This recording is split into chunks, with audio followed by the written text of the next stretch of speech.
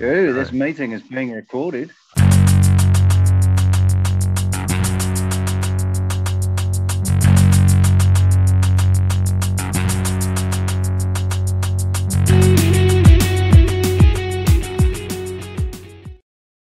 All right, yeah. Did you want to talk about BlackAdder? What you found with BlackAdder? Is that what? Oh, right, yeah. So Michelle Gibson has got this idea that it was 1492, that 1942 they did the Philadelphia Project, and she's gone back to 1492. I don't know any other reason that she chose that date other than it's an anagram of 1942. I can't remember if there's any other reason why she's got that date, where she got 1492 I think it is to do with numbers, because the midpoint is 1717. So I think I believe I might be wrong. Let us know, Michelle. But I think that was,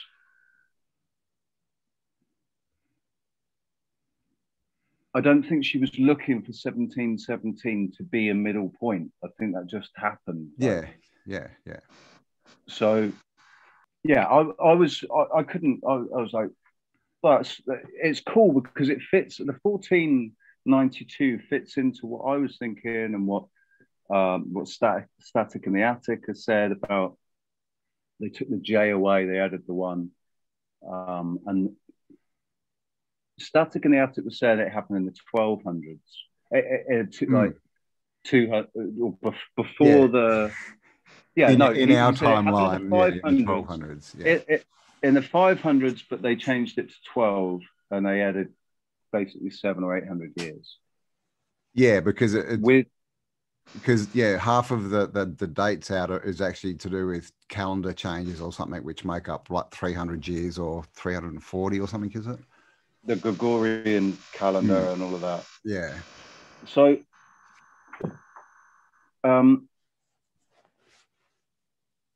I've been saying that they're basically reinforcing the narratives that they put in place, the historical narratives, and all of the narratives that they've set in place, and they want us to perceive things in a particular way. History, the World Trade Center, all the wars that have happened over the last forever, every single war that's ever happened. Just everything basically is that they're either trying to reinforce a narrative, or they're trying to introduce a false narrative, or they're actually telling us the truth. They're giving us real info, but in a way that we discard it, and we think that it's just fictional because it's in the movie, you know. Oh, yeah, it's in the wrong paper or something. Yeah. So, but I was concentrating on Hollywood doing that, and then I remembered that BlackAdder I'd already seen in BlackAdder the Third. The opening scene in BlackAdder the Third is in the Houses of Parliament, and it's where they've just voted in Pitt the Younger. And I remember watching it and thinking, oh, I wonder if that really happened. Oh, look, Pitt the Younger. He was real. He was really the Prime Minister. He was 23 years old. He was the youngest man ever to get into, to even be in Parliament, let alone become Prime Minister. Prime Minister at 23? What? But it was 23 or 25, right? And he was young. Really young. So I thought, okay, when did BlackAdder start? Because it actually, BlackAdder, the first one, started way back before then. So I looked it up, and it's 1485. That's the period that the very first BlackAdder is done. So this is another way they're telling us truth as well. BlackAdder is always the same. He's always Blackadder. Yeah. Blackadder Same, 1, yeah. 2, 3, and 4. He's always Blackadder, and there's always Baldric. Yeah. There's always Blackadder and Baldric in every one. Exactly. And the first one was that was with Queen Elizabeth the First. Is that right? No. Was that the second one? That was the second one. Okay. The first one, 100 years before, so that one was 1588. Okay. The first one was 100 years before in 1485 with King. Oh God! It was Brian Blessed that played him. And Blackadder was playing a noble. He was playing a noble who had to marry this Spanish. They wanted him to marry the Spanish. So it would have been around the time, I think, of Prince Philip or someone in Spain. I think it was a Prince Philip in Spain at the time. But anyway, 1485, right? Well, that's only 7 years before. Yeah, Columbus. 1492, and I thought, well, isn't it interesting that they'd start it here in 1485? Like they really want the narrative set.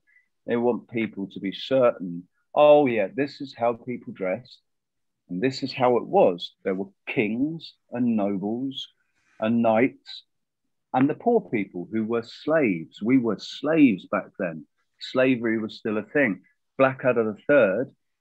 They're in Parliament, and it's to vote in a new minister, and so they want to vote in Baldric because basically Pitt the Younger wants to strike Prince George Regent off the civil list because he's blowing all his money on frivolous things. He spent £20,000 on socks and £30,000 on perfume. So Pitt the Younger wants to strike against sloth and privilege and get Prince George out off the civil list and bankrupted. So Blackadder devises a plan to the only people that can vote are the landowners. That's the only people that could vote back then, was landowners. So this one constituency, Dunny on the Wold, is a rotten borough where basically there's only one landowner and he can be corrupted. They murder the landowner and Blackadder takes possession and becomes the voter. They murder the guy that is counting the votes, and Blackadder steps in as the only person that can to take over and officiate over the thing. There's only one voter, and Baldric gets 16,000 votes. Right? They cover all of it in just this one episode. They cover the 2020 elections, man. It's so slavery still existed. Yeah. And Baldric wins, and then they have this guy who's supposed to be like a television guy. He's a television reporter, and he's here at Dunny on the Wold, and we'll just have a word with the constituents now, and they come down after the vote, and there's the guy that's basically from the Monster Raving Loony Party, right? Who's complete nut job, who they actually have in real elections. They always have the one guy that's the complete nut job, and they said, "Wow, a lot of people could get behind your compulsory asparagus for breakfast, but what about this ridiculous notion of abolition of slavery?" And he says, "Oh, we just put that in there for a laugh," right? And they're absolutely it's all really funny, and oh God, isn't this really funny? That's what it was like, and that's what it's like now. And we're all sat here laughing. Accurate. Yeah. We're all sat here fucking laughing about it. and saying, and even agreeing with it. I remember sitting there with my parents watching BlackAdder when I was like 14 years old, and then saying, yeah, well, this is what it used to be like, man. This is what it used to be like.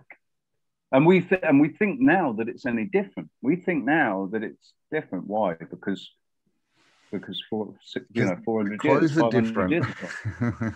That's all that's different, is the clothes are different. We're still the same people, just like BlackAdder's still the same BlackAdder, right? And if you notice as well, BlackAdder is always like he's middle class. BlackAdder is well, he's not. He's like upper middle class, but he's still serving. Yeah. He is basically one of the. He's a whisperer. Siblings. He's a whisperer. He's a sibling. He's a sibling, right, of royalty. He could have been royal. His dad was king for about 30 seconds, and then he died. Yeah, right? And so that was his connection. He was nearly there. He was nearly in line to be in the throne, but it's just never going to happen. He's never going to be. And in BlackAdder Third, he says, it's disgusting. He's a man of noble birth, and he should be servant to this king, this prince who's just a port-brained idiot, absolute brainless, dumb shit. And this is what it is. The whole thing is Prince George is a completely he's total imbecile. He's hilarious. It's one of my favorite characters. Yeah. One of my favorite characters in the whole of BlackAdder was Prince George, man. Hugh Laurie, perfect. But they are absolutely slating him. And the thing is, in all of the BlackAdders always, in the first one, not so much maybe, but from the second one onwards, BlackAdder's never on the top. He's always down here somewhere, serving the people on the top, but he manipulates them. Yeah. And see, they're stupid. They're dumb. All of the people above him in every single one are dumb as fuck. They can't think. They're brainless. But and he manipulates. That's their perspective of us, isn't it? Like if you look at the men in hats, the whisperers, who that's what they do. They get in and they manipulate. Yeah, they don't have to be the rulers. They just manipulate the rulers. And I mean, to them, if we go along and believe them, we are stupid. And unfortunately, we do. So that's the way it reflects as well. Is like, so the leaders and the monarchy and whatever, they're all dumb. And then Baldric is dumb. He tries to teach him math. Here we go, Baldric, 2. And if we add another bean and another bean, we've got 2 beans here and 2 beans there. How many beans is that? Baldric goes, some beans. He's like, he's not completely stupid, because in that episode, he's slow. He's really, really slow. It's like 10 minutes later, he answers, 4, it's 4 beans. And BlackAdder says, we've moved on from advanced mathematics. I was asking you, what do you think of, what's his name? Percy. What do you think he looks like? And so Baldric repeats exactly what BlackAdder said. I think he looks like a bird that swallowed a plate. And BlackAdder says, no, that's what I said. That's what I think. Try to have your own thought, independent thought. It's really important. But Baldric can't do it. Baldric has to be told what to do all the time. And he's dumb. He's stupid. He's easily programmed to do whatever it is. And he'll do whatever. He'll even go and be a rent boy down on the docks, man. That's the thing. If we don't take control and think for ourselves, they're going to do it for us. And if we do think for ourselves, they can't control us. But the thing is, so that was the programming back in the 80s, right? That was the programming in the 80s, because in the 80s they still needed us building. Yeah, it was. And they still had the likes of my dad, right, who was a smart man. He could think independently. He could. 30 years ago, my dad was capable of thinking independently and thinking critically about things. That's why I don't understand what's happened to him now, because my dad of 30 years ago would have looked at what's going on now and said, yeah, you can fucking do one. This is a joke, and I'm not complying with this crap. That's what he would have done 30 years ago. Well, look at all the shows we've had of doctors and hospitals. There's thousands of them, and that's just building the whole narrative that these people are smart and they're educated and they've got good, well, some of them have got good ethics and morals, but basically, they're the experts who we should listen to, because they're saving lives all the time, right? And same with like all the NCIS, is it? All those cop shows. Same thing. They're out there helping us, getting all these psychos that we never see or hear. And but they're out there, clever, and they're intelligent. They've got the best. They've got the best software, the best technology. Everything. Somebody I've heard a real detective actually say, like, yeah, it's not CSI, man. We don't. This stuff does exist, but we don't have the budget to go and use it. That's CIA kind of stuff. Yeah, that is CIA, MI5, MI6. That's top level stuff, and they don't bother wasting their money or their resources on that's petty crimes. On the people they really want. Yeah, it's such a scam, isn't it? So BlackAdder's been basically, it's been upholding this historical narrative set in each period: Tudor, Elizabethan, then George. That was George, wasn't it? It was Prince George. His dad was called George as well, I think. And his dad, in that season of BlackAdder, when the king actually comes in and makes an appearance, he's German for one thing. He doesn't recognize who his son is. He doesn't really know who his son is. So BlackAdder takes Prince George's place, because Prince George gets killed by the Duke of Wellington. Shoots. I've just been watching this, man, so it's fresh in my mind. So Prince George sleeps with the Duke of Wellington's nieces, and Duke of Wellington challenges him to a duel. But because he doesn't know, Duke of Wellington's known as the Iron Blade or something. He's never had a scratch. He's the ultimate warrior. So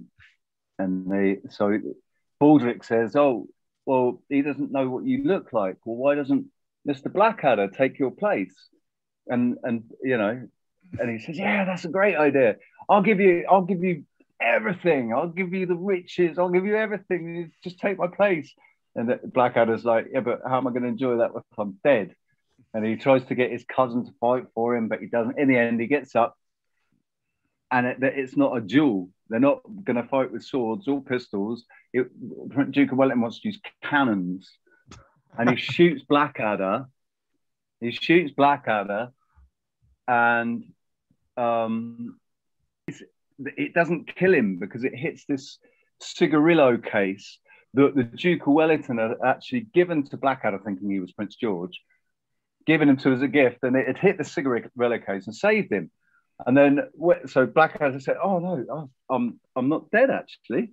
I've been saved by the cigarillo case." And the Duke of Wellington's over the moon, ecstatic about it. Like, "Oh, this is fantastic. Honor has been preserved, and you're not dead. You're still alive. I didn't have to kill you, but I still, honor was preserved because it was still all enacted." Yeah.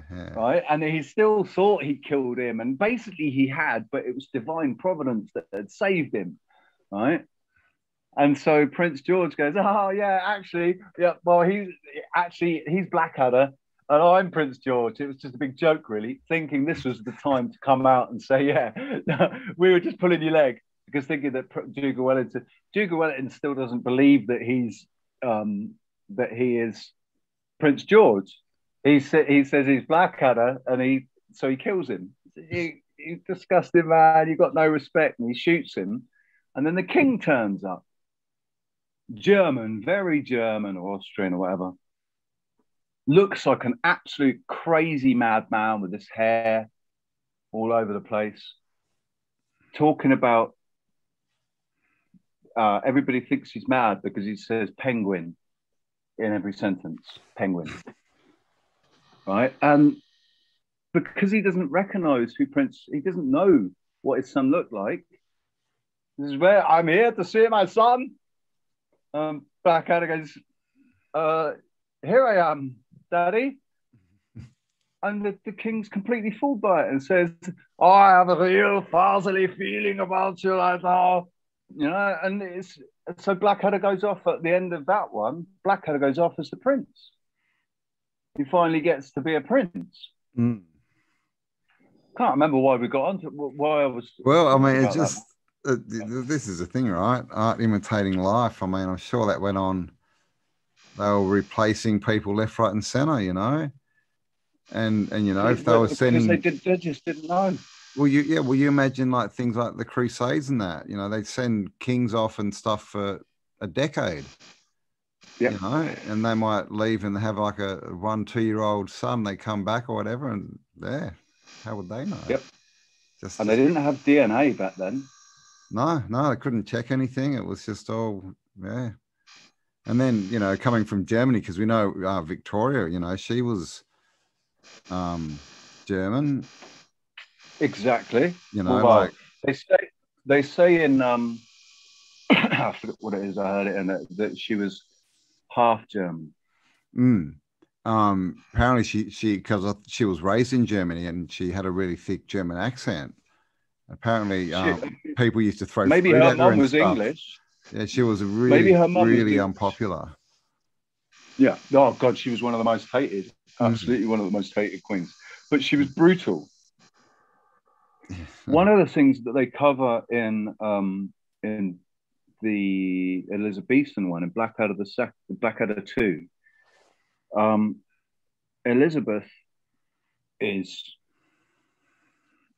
a crazy, you know, she's actually a really likable character, isn't she? I like Elizabeth. I think she's crazy redhead in Blackadder, but she's just killing everybody. She's a complete sociopath. Total sociopath, completely narcissistic, and she's executing everybody because they're either Catholic or they're conspiring against her. Now, that's two narratives colliding with the Catholicism, because one of the theories that Michelle's got is that the whole papacy, the whole story about Rome and the Pope, is overlay. That's false narrative that was overlaid from the 1400s. All right, which makes sense if the 1492 was really 492. That's the time of the fall of the Roman Empire. The Roman Empire was disintegrating. It was falling apart back then. Lots of right, and then you had Pompeii. Pompeii happened in the 500 and something, or 400. When was it?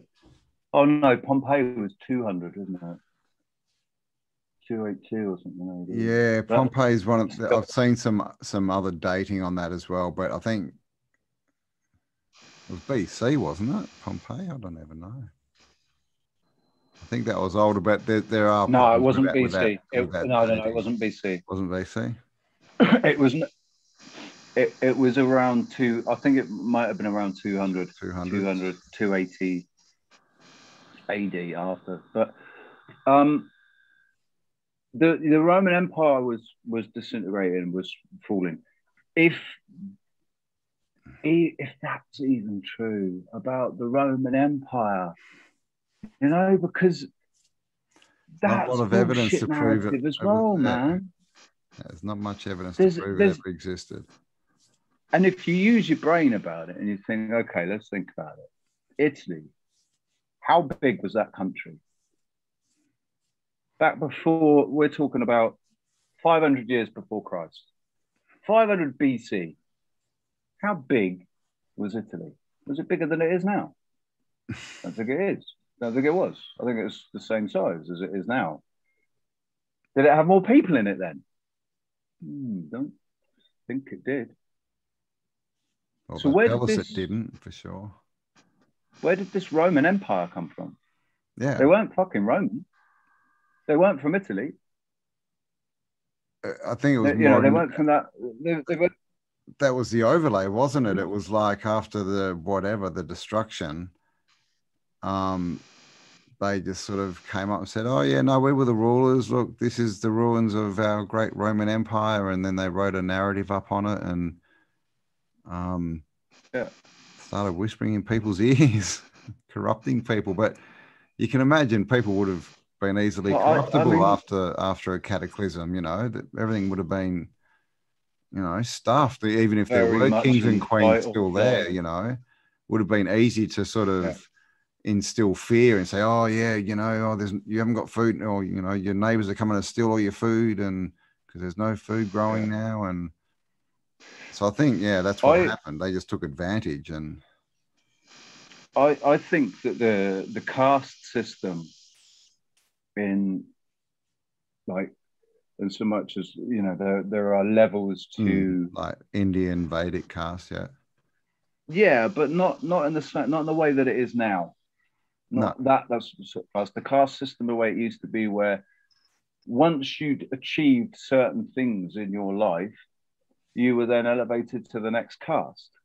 Once you became a father, responsible father providing for his family, then you became the next caste. I can't remember what the names are. But and then they become elders, and you have work like craftsmen and things like that. So I think the caste system, I haven't got anything against the caste system. There's no man's got the right to rule over another man. No. But in a community, people have to do certain men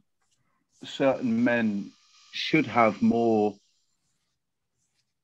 not necessarily respect, but they should influence, maybe. People that have more experience, man. People that have more experience with certain situations are better to deal with them than people that have less experience. Yeah, it's like the master apprentice, you know. If you're going to teach someone a skill, you get someone who knows how to do that skill really well. You don't just grab Joe Bloggs and go, "Oh, teach him how to do this." See ya. Yeah, so, exactly. Or somebody that the only way they know how to do it is they read it out of a book. Yeah. Enter university. That's where we've ended up now, isn't it? That's where we've ended up now. Yeah. That's a funny one as well. University. We live in the universe. We go to university. University, yeah. To learn to. This is university, man. Yeah. This is university. We're in university. Yeah. No, their university teaches you about their universe, the way they want us to see it. That's the thing. And just, you know, for kicks, you got to pay them for the privilege. Oh God! You know. Do you know what? It didn't used to be like that though. In the UK, you used to get grants. You didn't get loans; they were grants. They granted you £7,500 for your tuition or what, and you never had to pay it back. And that happened. That ended the year before I started uni. Of course. Yeah, my sister met two guys in Australia, like two old Australian guys, and they went to uni back in the, I think it was late 50s kind of thing. And they said it was free, but you got paid. You got like, you know, not lots, but, you know, like the $1 or something, but it was all free. Yeah. And they said I think one ended up doing, you know, 2 degrees and one did 3 because they could. And, you know, and then, you know, they came out and then they had big careers because they were, you know, had a lot of education then, and they put a lot back into the community because they knew stuff. But that's the thing, you know, education. But even back then it was still, you know, it was still tainted education, but it was definitely a lot freer. Good to talk, Ritchie. Talk to you soon, mate. Namaste, dude. Talk to you soon. Bye.